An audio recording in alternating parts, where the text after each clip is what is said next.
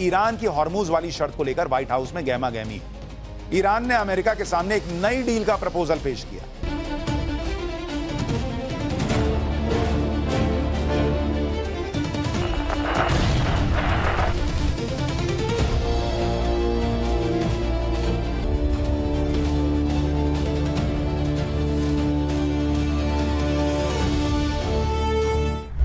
Iran America के बीच क्या चल रहा है, इसको लेकर किसी को कुछ समझ में नहीं आ रहा। युद्ध तो रुका हुआ है, सीज फायर चल रहा है, लेकिन युद्ध खत्म कब होगा ये कोई नहीं जानता। ईरान और अमेरिका दोनों अड़े हुए हैं, इसलिए कोई बातचीत भी नहीं ढंग से हो पा रही। लेकिन आज आपको बताऊंगा कि ईरान ने कौन सा नया प्लान ट्रंप को भेजा है जो वॉर खत्म करवा देगा क्या। क्योंकि आप देखिए, ईरान के विदेश मंत्री 48 घंटे में 3 बार पाकिस्तान जा चुके हैं। पाकिस्तान वो जगह है जहां अमेरिका और ईरान के बीच पहली बार बातचीत हुई। ईरान के विदेश मंत्री इसी बीच रूस गए थे, वहां से लौटकर फिर पाकिस्तान चले गए और उधर ट्रंप को एक नया प्लान भिजवा दिया। आज इन सब के बारे में आपको बताऊंगा कि 48 घंटे में 3 बार पाकिस्तान गए क्यों, ट्रंप को नया प्लान भिजवाया क्या है, और साथ ही स्ट्रेट ऑफ हॉर्मूज में क्या चल रहा है। क्योंकि स्ट्रेट ऑफ हॉर्मूज का मामला सिर्फ ईरान अमेरिका का तो है नहीं, दुनिया का तेल गैस संकट वहीं पर है। भारत में पेट्रोल डीजल की कीमत को लेकर अब क्या कहा जा रहा है, एयरलाइंस कंपनियां किस तरह से पैनिक में आ गई हैं, राहुल गांधी ने क्या कह दिया है तेल और पेट्रोल और डीजल की कीमत को लेकर, अमेरिका और ईरान के बीच जो बड़ी हलचल मची है, पहले उसका एक ट्रेलर देखिए फिर पूरी बात बताता हूं।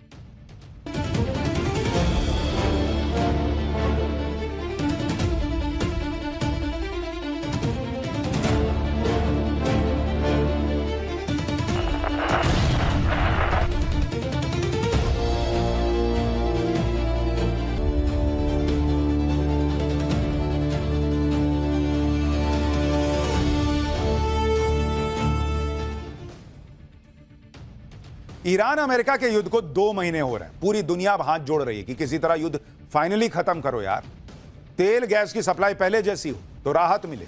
लेकिन यह तभी होगा जब ईरान अमेरिका किसी डील के लिए मानेंगे। अभी तक तो एक दूसरे की बात कोई मान ही नहीं रहा, लेकिन अचानक से हलचल बढ़ गई है। आप देखिए कि ईरान के विदेश मंत्री अब्बास अराक्ची पिछले 48 घंटे में तीसरी बार पाकिस्तान चले गए। इससे पहले वो पाकिस्तान से रूस गए थे और वहां से सीधे वापस पाकिस्तान आए। अब्बास अराक्ची का यह पाकिस्तान दौरा ऐसे समय में हो रहा है जब ईरान की हॉर्मूज वाली शर्त को लेकर व्हाइट हाउस में गहमा गहमी है। ईरान ने अमेरिका के सामने एक नई डील का प्रपोजल पेश किया। इस डील में ईरान ने स्ट्रेट ऑफ हॉर्मूज खोलने के लिए ट्रंप के सामने 3 शर्तें रख दी। अब वो शर्तें क्या हैं?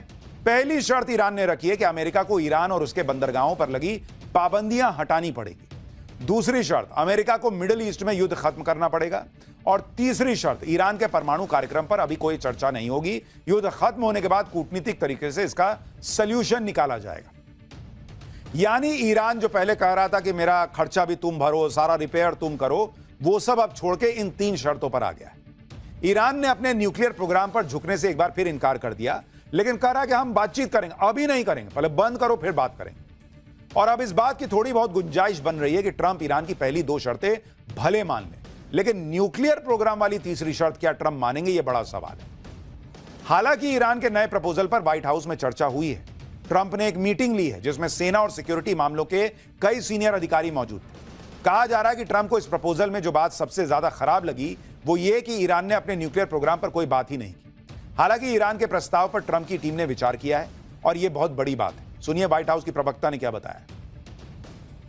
जिस तरह के संकेत मिल रहे हैं उसमें हो सकता है कि अगले कुछ दिनों में बातचीत को लेकर कोई बड़ा डेवलपमेंट हो जाए।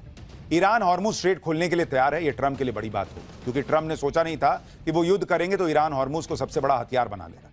इस गलती का एहसास अमेरिका को अब युद्ध के 2 महीने बाद हो रहा है। एक टीवी इंटरव्यू में अमेरिका के विदेश मंत्री मार्को रूबियो ने कहा कि ईरान स्ट्रेट ऑफ हॉर्मूज का इस्तेमाल एक आर्थिक परमाणु हथियार की तरह कर रहा है, और इसी बहाने अब मार्को रूबियो ट्रंप के फैसले को सही ठहराने की कोशिश कर रहे हैं कि देखो, बिना परमाणु हथियार के ईरान ने तेल रोककर दुनिया का यह हाल कर दिया, तो सोचो एटम बम उसके पास आ जाएगा तो वो क्या ही करेगा। स्ट्रेट ऑफ हॉर्मूज की नाकेबंदी के इस दौर में आज एक ऐसी खबर आई जिसे ट्रंप को थोड़ी खुशी हो सकती है, लेकिन अमेरिका के दोस्त सऊदी अरब के लिए एक झटका है। आज यूएई ने ओपेक और ओपेक प्लस दोनों संगठनों से नाता तोड़ दिया। ओपेक यानी organisation of the petroleum exporting countries, यह तेल उत्पादन करने वाले देशों का एक समूह है। ओपेक से अलग होने से यूएई और दुनिया पर क्या असर पड़ेगा आपको वो बताता हूं। देखिए, ओपेक और ओपेक प्लस से अलग होने के बाद अब यूएई पर इस समूह के नियम, कानून और समझौते लागू नहीं होंगे। यानी अब यूएई अपनी मनमर्जी से जितना चाहे तेल निकालेगा और दुनिया भर में बेचेगा, जबकि ओपेक में रहते हुए उसे एक निर्धारित कोटे तक ही तेल निकालने और बेचने की आजादी थी। पिछले कुछ सालों में यूएई ने अपनी oil production capacity 4-5 million barrel हर दिन के हिसाब से बढ़ाई है, लेकिन ओपेक का कोटा उसे ज्यादा तेल निकालने में रुकावट डाल रहा। अगर यूएई ने मार्केट में ज्यादा तेल डाल दिया तो हो सकता है कि शॉर्ट टर्म में तेल की कीमतें काफी हद तक गिर जाएं। यह ट्रंप के लिए अच्छी बात होगी, क्योंकि तेल की कीमतें बढ़ने से ट्रंप के ऊपर प्रेशर आ रहा है, और अगर यूएई ने ओपेक से निकलने का फैसला कर लिया है तो उससे तेल की सप्लाई बढ़ने और कीमतें कुछ कम होने की उम्मीद बढ़ रही है। अब ओपेक और ओपेक प्लस के बारे में भी आपको बता देता हूं। ओपेक का गठन 1960 में हुआ। यह 12 ऐसे देशों का समूह है जो तेल का उत्पादन करता है। अब यूएई के निकलने के बाद यह 11 देशों का समूह रह गया। ओपेक बनाने के पीछे मकसद यह था कि तेल उत्पादक देशों के बीच प्रोडक्शन और तेल के दाम कंट्रोल में रहे। ये नहीं कि जिसका जितना मना रहा तेल निकाल रहा है, मार्केट में बेच रहा है, तेल की कीमतें आए बाएं साएं हो रही। ओपेक देशों को अच्छा फायदा मिले, ये इनका प्रयास था। ओपेक दुनिया के कुल तेल उत्पादन का लगभग 30 से 38% कंट्रोल करता है। इसके बाद ओपेक प्लस का गठन 2016 में हुआ। इसमें ओपेक वाले सभी 12 देश तो थे ही, इसके अलावा रूस, मेक्सिको और ओमान जैसे कुछ देशों को शामिल कर लिया गया। इस तरह से ओपेक प्लस में कुल 23 देश हो गए, लेकिन अब यूएई के निकलने के बाद 22 देश बचेंगे। ओपेक प्लस दुनिया के 40 से 55% तेल उत्पादन को कंट्रोल करता है। तो मतलब यह समझिए कि ओपेक छोटा ग्रुप है और ओपेक प्लस उससे बड़ा और ज्यादा पावरफुल वर्जन है। ओपेक से बाहर निकलने का फैसला यूएई ने तब लिया जब फिर से दुनिया में तेल गैस के बड़े क्राइसिस की बात होने लगी। ईरान ने स्ट्रेट ऑफ हॉर्मुज 2 महीने से बंद कर रखा है, और उधर अमेरिका ने ईरान की नाकेबंदी करके मुसीबत और बढ़ा दी। इन सब के बीच तेल गैस का संकट और बढ़ता जा रहा है। स्ट्रेट ऑफ हॉर्मुज का हाल यह है कि वहां पर जहाजों के आने जाने पर बड़ा रिस्क है। भारत ने स्ट्रेट ऑफ हॉर्मुज में कमर्शियल जहाजों पर हमलों को लेकर संयुक्त राष्ट्र में कड़ा संदेश दिया। भारत ने कुछ दिन पहले हॉर्मुज में जहाजों पर हमले की कड़ी निंदा की। बैठक में भारतीय नाविकों की मौत पर चिंता जताई। भारत ने कार्गो शिप पर हमले को नामंजूर बताया। कहा कि अंतर्राष्ट्रीय सीमा में सुरक्षित समुद्री मार्ग जल्द बहाल होना चाहिए। उधर हॉर्मुज में ईरान की नाकेबंदी से समंदर में सैकड़ों जहाज अब भी फंसे हैं। इन जहाजों पर कम से कम 20,000 नाविक सवार हैं, और ये नाविक हॉर्मुज के खुलने का इंतजार कर रहे हैं। और उनके सामने बड़ी समस्या यह है कि उनके पास सीमित राशन है खुद को जिंदा रखने की।